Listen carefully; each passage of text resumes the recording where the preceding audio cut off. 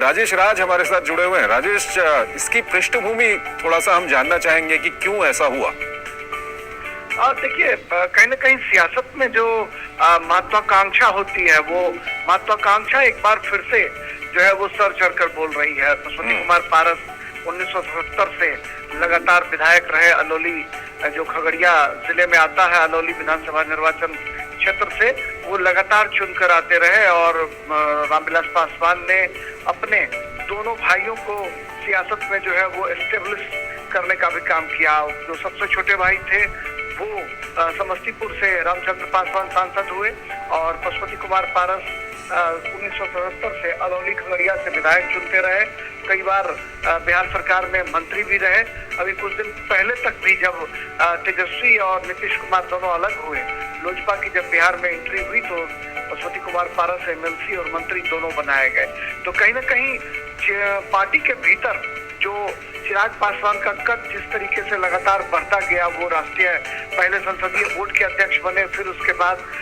राष्ट्रीय अध्यक्ष जो हैं रामविलास पासवान जब जीवित थे उसी समय वो बन गए थे। पार्टी के भीतर कहीं ना कहीं असंतोष का जो वातावरण था वो पहले से तैयार हो रहा था और पशुपति कुमार पारस को ऐसा लग रहा था कि रामविलास पासवान के बाद जो पार्टी की जो कमान है वो उनके हाथों में आएगी। ऐसा नहीं होता देख कहीं ना कहीं उनके मन के भीतर जो महत्वाकांक्षा आगे बढ़ती हुई दिखाई पड़ रही थी वह अचानक से फूट कर बाहर निकली। और ऐसा माना जा रहा है कि कई तरह के जो सर्कमस्टांसेस हैं, चाहे वो बिहार की सियासत हो या फिर सेंटर की सियासत हो, उसमें कहीं ना कहीं दखल पाने की जो कवायद है उसको लेकर जो लोक जनशक्ति पार्टी के 5 सांसदों ने बगावत का बिगुल फूका और संसदीय दल के नेता पद पर पशुपति कुमार पारस को काबिज कराया। और आपने जैसा अभी बताया कि लोकसभा स्पीकर ओम बिरला ने इन्हें संसदीय दल के नेता के रूप में बकायदा पत्र जारी कर इसकी सूचना जो है वो आम लोगों को दी है। उपनेता के पद पर खगड़िया के सांसद महबूब अली कैसर को चुना गया है। अब देखना होगा कि राष्ट्रीय अध्यक्ष की जो कुर्सी है क्या वो चिराग पासवान से छिनती है या फिर कहीं ना कहीं पार्टी के भीतर सामंजस्य बिठाने की कोशिश की जाती है। कल नाटकीय घटनाक्रम में जब यह हुआ चंद्रशेखर की पशुपति कुमार पारस जो है वो बगावत का बिगुल फूंक चुके हैं, तो चिराग पासवान उनके घर पर अपनी गाड़ी खुद ड्राइव कर वहां पर पहुंचे, लेकिन घर के अंदर दाखिल होने में 20-25 मिनट का वक्त उन्हें लगा और काफी मशक्कत के बाद वो फोन करते हुए देखे गए। कई लोगों को उन्होंने फोन मिलाया, उसके बाद जो मुख्य द्वार था वो खुला, फिर अंदर आने के बाद भी 10 मिनट रुकने के बाद तब वो घर के अंदर दाखिल हुए और पशुपति कुमार पारस घर के भीतर नहीं थे। चाचा से उनकी मुलाकात नहीं हुई, वो घर से पहले रुखसत हो चुके थे, लेकिन माना जा रहा है कि चाची से और जो परिवार के लोग हैं उनसे उन्होंने बातचीत की और कई तरह के प्रस्ताव भी उन्होंने दिए, लेकिन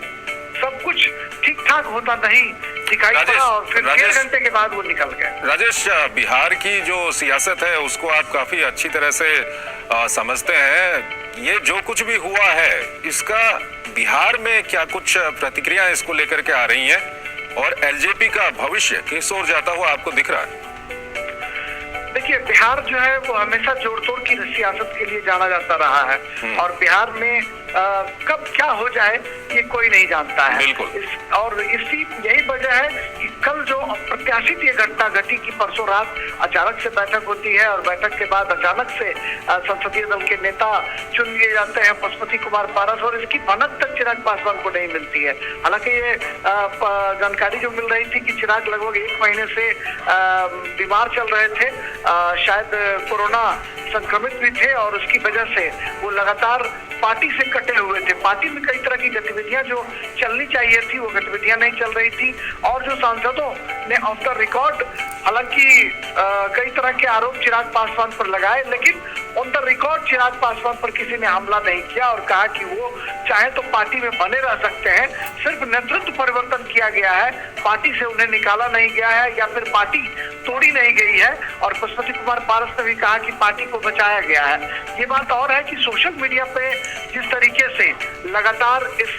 एपिसोड पर चर्चाएं हो रही हैं, उसमें जनाधार को लेकर चंद्रशेखर सवाल खड़े किए जा रहे हैं कि क्या संसदीय दल के नेता या पार्टी पर काबिज होने के बाद पशुपति कुमार पारस जो है वो रामविलास पासवान की तरह जनाधार हासिल कर पाएंगे, या फिर रामविलास पासवान का जो अक्स है उसे चिराग पासवान में ढूंढा जाएगा, या कहीं ना कहीं जनता के बीच एक बड़ा सवाल खड़ा कर रहा है। और यह तो पता चलेगा तब जब बिहार में कोई चुनाव होगा, तब पता चल पाएगा कि जनाधार रामविलास पासवान का जो असली सिरमौर है, जो उनका ताज है, वह चिराग पासवान के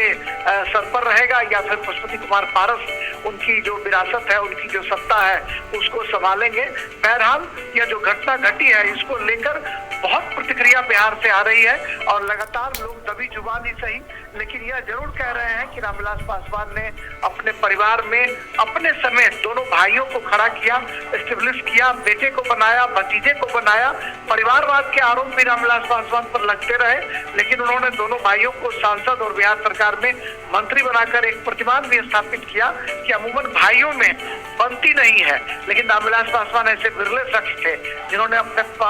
परिवार के 5-5 लोगों को सांसद, विधायक और मंत्री बनाने का काम किया। तो देखना होगा कि रामविलास पासवान की विरासत जो है उसे चिराग बना पाते हैं, या पशुपति कुमार पारस जो दावा कर रहे हैं कि पार्टी से बहुत लोग नाराज होकर चले गए, उन लोगों से हम माफी मांगते हैं और उन्हें पार्टी में वापस आने की हम अपील भी करते हैं। देखना होगा कि पशुपति कुमार पारस की इस अपील का कितना असर होता है पार्टी के भीतर। बहरहाल चिराग पासवान के व्यवहार को लेकर उनके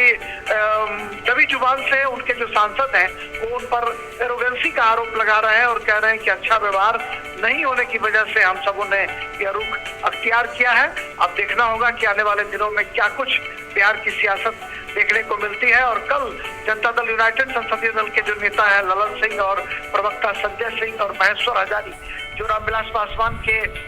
ममेरे भाई माने जाते हैं, वो डिप्टी स्पीकर हैं बिहार विधानसभा में, इन तीनों ने आकर 5 सांसदों से कल मुलाकात भी की है सरस्वती अपार्टमेंट, जो बीना देवी वैशाली के सांसद हैं, उनके आवास पर, जिससे कहीं न कहीं राजनीतिक गलियारों में एक नए समीकरण का सूत्रपात होता हुआ दिखाई पड़ रहा है कि शायद जो यह टूट फूट या जो बंटवारे की जो कमान है उसको जनता दल यूनाइटेड कहीं ना कहीं संचालित कर रहा है, संकेतित कर रहा है। ऐसे में देखना होगा कि भारतीय जनता पार्टी इसे किस तरीके से लेती है। और बीजेपी चूंकि गठबंधन में है, बिहार में जनता दल यूनाइटेड और बीजेपी दोनों मिलकर सरकार चला रहे हैं, केंद्र में लोजपा भी उनकी साझेदार पार्टी नहीं है, तो कहीं ना कहीं देखना होगा कि भारतीय जनता पार्टी इस नए जो समीकरण है इसको किस तरीके से लेती है, इस पर भी निगाहें टिकी रहेगी। आने वाले 2-3 दिन बहुत क्रूशियल हो सकते हैं चंद्रशेखर, कि बीजेपी इस घटनाक्रम को कैसे लेती है, कैसे हैंडल करती है और एनडीए में किस तरीके से इसको सामंजस्य बिठाया जाता है, यह बहुत ही महत्वपूर्ण होने वाला है। शुक्रिया आपका राजेश इन सब जानकारियों के लिए। और